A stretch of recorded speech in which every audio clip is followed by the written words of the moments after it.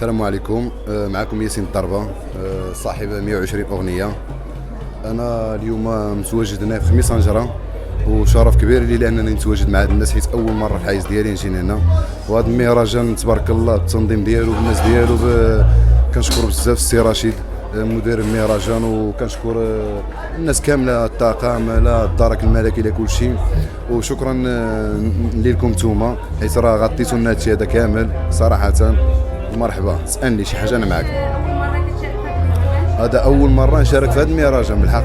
مهرجانات في بلايص اخرين كنشارك، هذا اول مره.